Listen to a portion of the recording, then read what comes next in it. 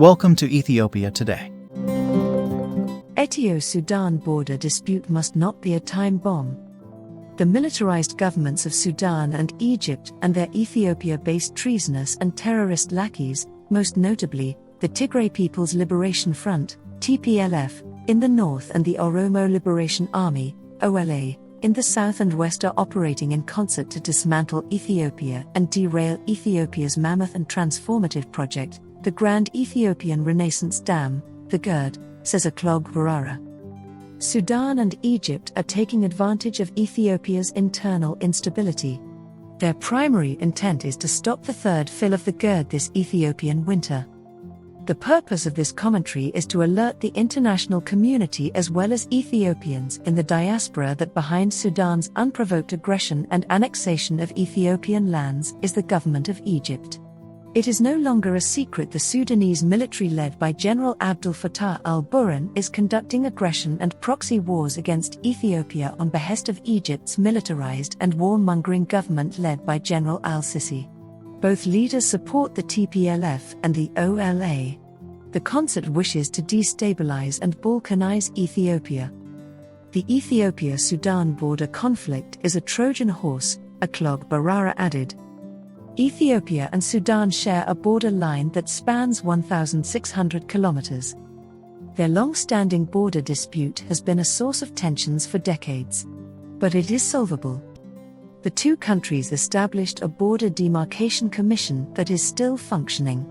In principle and given political will on both sides, they have agreed to resolve the contentious conflict over a large fertile and lucrative farmland territory known as Al-Fashka. Experts estimate this swath of fertile farm, grazing and agro-industrial land mass at 260 square kilometers. Sudan, Egypt, and the rest of the Arab world contend with passion that it belongs to Sudan. It is Arab land. More important, the peoples of Ethiopia and Sudan enjoy mutual benefits from trade, cultural exchange, regional security. The people of Sudan do not want their military government to go to war on behalf of Egypt. The people of Sudan appreciate the fact that the border conflict is resolvable through peaceful negotiation in accord with the 1902 treaty. This is the reason more than 1 million Sudanese protested against their government on June 30, 2022. They continue to protest in favor of peace. One Sudanese protester urged Ethiopians to do the same.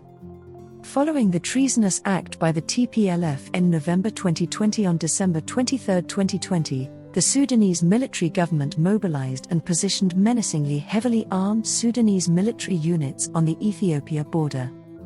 It is important to remember the opportunistic nature of this Sudanese move on behalf or on demand by Egypt. Ethiopia was preoccupied with an internal insurgency instigated by the TPLF. In parallel, the tripartite negotiation, Egypt, Ethiopia, and Sudan had stalled. This is because Egypt demanded conditions that undermine Ethiopia's sovereignty. Egypt wishes to prevent Ethiopia from harnessing its Blue Nile waters for the benefit of its changing economy and population. For example, Egypt demanded that its historical and natural rights over Nile waters, 86% of which comes from Ethiopia, remains sacrosanct. The European Union took sides and backed Egypt. The USA continues to support negotiation under the auspices of the African Union. Egypt does not contribute an ounce of water to the Nile. However, it believes that its hegemony over the Nile that it formalized in the form of a treaty in 1929 and modified in 1959 after Sudan gained its independence from Great Britain is sacrosanct. Ethiopia has consistently rejected these colonial treaties. So have other Black African Nile River riparian nations. Egypt arrogantly and boastfully dismisses the fact that neither Ethiopia nor the rest of Black African independent Nile River riparian states are bound by the above colonial treaty. The reasonable way out of the impasse is not to abort the GERD. Rather, it is for all upstream and downstream riparian nations to convene an all-Nile Basin conference and arrive at a water-sharing agreement. The African Union can and should sponsor this option. Simply put, The core issue behind Sudan's latest unprovoked aggression against Ethiopia has nothing to do with the border conflict. Deputy Prime Minister and Foreign Minister Damuka Mekenen is right. On June 22, 2022, he told members of Ethiopia's parliament, when we changed our face to the northern part of Ethiopia in relation to the war, Sudan invaded Ethiopia and annexed Ethiopian territories. In doing so, it violated the status quo and undermined the negotiation process for a sustainable solution. He added this has enraged the people of Ethiopia, damaged the residents, displaced many, damaged wealth and properties, and is an invasion that resulted in a lot of pressures. Not only invading that area, but various infrastructures have also been ongoing to change the geography and demography. This is not acceptable, and we have notified them of the matter. Sudan has been terribly busy building permanent infrastructure, roads, telecommunication, electricity, as well as repopulating annexed lands with Sudanese nationals. In the process or to facilitate permanent occupation of annexed lands, the Sudanese army demolished Ethiopia's administrative infrastructure, expropriated Ethiopia military camps, killed and displaced residents, and destroyed their crops and property. In doing this criminal act, Sudan violated the UN Charter, abrogated its commitment to the African Union, breached international law that bars the use of force to settle disputes, and violated boundary re-demarcation treaties. African governments must express outrage and condemn Sudan's aggression. This is because Sudan failed to abide by the principles embedded in the Constitutive Act of the African Union. The essence of the principle is that all members are obliged to respect each member state's territorial integrity and sovereignty. The Act underscores the guiding principle that, conscious of the fact that the scourge of conflicts in Africa constitutes a major impediment to the socio-economic development of the continent and of the need to promote peace, security and stability as a prerequisite for the implementation of our development and integration agenda, this Act is binding on both Sudan and Ethiopia. Ethiopia adheres to the Act while Sudan violates it, repeatedly. The AU must therefore speak out and defend its own charter. What is Sudan's intent? Sudan's intent is to make annexation legitimate and permanent. This reminds me of the Wolkayat saga. The TPLF annexed lands, expelled or killed Amhara and replaced them with Tigrayans. It then built permanent infrastructure and declared that annexed Amhara lands are part of Western Tigray. Sudan is doing the same thing. The government of Ethiopia cannot afford to apply two standards, one to reclaim Sudanese annexed Ethiopian lands and the other for TPLF annexed Amhara lands of Wolkayat. To repeat, Sudanese unprovoked aggression took place in December 2020, barely 1 month after the TPLF launched its war of insurgency. This outrageous act demonstrates the incontestable fact that the TPLF, Egypt and Sudan operate in concert.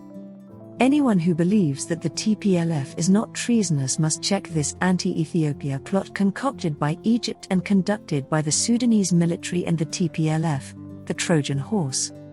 I served as Secretary General of the Ethiopian Borders Affairs Committee, EBAC, for years. Barara continued. I am therefore familiar with the Ethiopia-Sudan conflict, he says. Firstly, the Al-Fashqa dispute between Ethiopia and Sudan emanates from the 1902 Anglo-Ethiopian Treaty between Emperor Menelik II and British colonial authorities on behalf of Sudan, a British colony. As is customary in international practice in delimiting national boundaries, the treaty provided for the setting up of a joint boundary commission appointed by both sides to conduct the actual demarcation of the boundary on the ground. Upon completion of the demarcation process, both parties were required to notify their citizens of the boundary as demarcated. This has not materialized yet. Second, despite the clear mandate embedded in the treaty, the border demarcation process has remained a dead letter for over a century. Thirdly, in 1972, Emperor Haile Selassie visited Sudan with the objective of arriving at an amicable solution. Ethiopia and Sudan exchanged notes. Sadly, Ethiopia's 1974 revolution derailed formal demarcation. The proposed Joint Border Demarcation Commission existed on paper but did not deliver. Fourth, Contrary to the spirit and letter embedded in the 1902 treaty, Great Britain went ahead and appointed its own military officer, Major Charles W. Gwynne, and empowered him to demarcate the border without the knowledge or participation of Ethiopian representatives or commissioners. Fifth, the colonial officer Major Gwynne took it upon himself to decide for Ethiopia. He chose to favor Sudan, a British colony, and demarcated the border haphazardly, arbitrarily, unilaterally, and unfairly. In the process, Ethiopia incurred significant territorial losses. Ethiopia rejected this unilateral demarcation that gave the lion's share of disputed lands to Sudan. This is the core reason for Sudan's unprovoked and opportunistic invasion and annexation of Ethiopian lands. Sixth, successive Ethiopian governments have rejected the Gwynne demarcation, rejected Sudan's claims, and demanded that the Joint Commission undertake the survey considering the original treaty, historical and administrative facts, and demarcate the border in a manner consistent with international covenants and law. Seventh, Ethiopia's demand is consistent with the international political, UN and African system, each of which grants a considerable degree of importance to rights in respect of territory. The function of a boundary between states is the attribution of territory and, thus, the extent of a state's territorial sovereignty. When the extent and limits of a state's territorial sovereignty are determined solely and arbitrarily by one state with the collusion of a non-representative and illegitimate state to the detriment of Ethiopia, the boundary so determined becomes an enduring source of friction and tension between the adjoining states that neither the Sudan nor Ethiopia can afford. Eighth, continued and recurring aggression by Sudan as well as redrawing the border arbitrarily and at enormous costs to the Ethiopian people will inevitably cause permanent discord among the brotherly Ethiopian and Sudanese people. It will also lead to more unnecessary bloodshed, insecurity, and instability in the entire Horn of Africa. Ninth, Sudanese unprovoked aggression, Ethiopian land annexation, unilateral redrawing of the border by Sudan, and construction of permanent infrastructure in the annexed lands is illegal and dangerous. It undermines Ethiopia's territorial integrity and national security. It harms the socio-economic interests of the resident population. It deprives Ethiopia's 120 million people's sources of food, edible oils, and employment. 10th, it is regrettable that the United Nations, the African Union, the EU, the government of the United States and others have failed to condemn Sudan's latest unprovoked aggression against Ethiopia, while condemning Russia's attack of Ukraine. Is this fair or just? This is the reason the government of Ethiopia and Ethiopians and other Africans in the diaspora and in Ethiopia are apprehensive and distrustful of the international system that is dominated by the USA. The system is manipulated to reward friends and to punish enemies or undesirables. The UN, US and EU were quick to accuse Ethiopia of genocide, famine, encirclement of and in Tigray. Genocide never happened in Tigray. The West was unanimous and quick to sanction Russia and to supply Ukraine with tens of billions of dollars as well as tons of weapons. The US alone has provided more than $6 billion to Ukraine. The weaponization of the global economy, punitive sanctions, direct or indirect encouragement of war as an instrument of policy exposes the entire world to vulnerability, Barara explains. Among these are hyperinflation, scarcity of essential supplies such as foods, cooking oil, gasoline. I find it galling that when it comes to Ethiopia, the West did not even demand that the Sudanese military stop harboring, training, financing and arming TPLF terrorists, thereby empowering them for another catastrophic war, Barara continued. In the process, innocent civilians die, economies shattered, insecurity pronounced. Below are what a clog Barara proposes. War between Ethiopia and Sudan will be disastrous for both countries. Barara commends the people of Sudan for challenging their regime and for demanding change. The way out of the crisis is simple. Ethiopia and Sudan must re-energize the Joint Demarcation Commission and demarcate the border at the earliest opportunity. This can happen if and only if Sudan withdraws its military from Ethiopia and reverts annexed lands to the Ethiopian people. The US and EU can help by demanding that Sudan withdraws its military from Ethiopia and stops serving as Egypt's Trojan horse. The African Union cannot afford not to condemn Sudan for its unprovoked aggression against a member of the AU.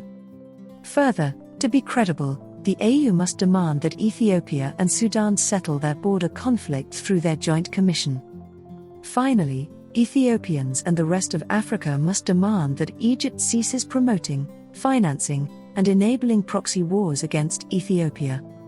The most plausible and healthy way out of the GERD impasse is for all Nile River riparian nations to convene a Nile River conference and arrive at a water-sharing agreement. This brings to the end of the article by Aklog Barara. Thanks for staying with us. Our viewers, we encourage you to post your views on this matter. Please also like, share, and subscribe to our channel. May Almighty God protect Ethiopia and its people from all obvious and hidden adversaries. Thanks again.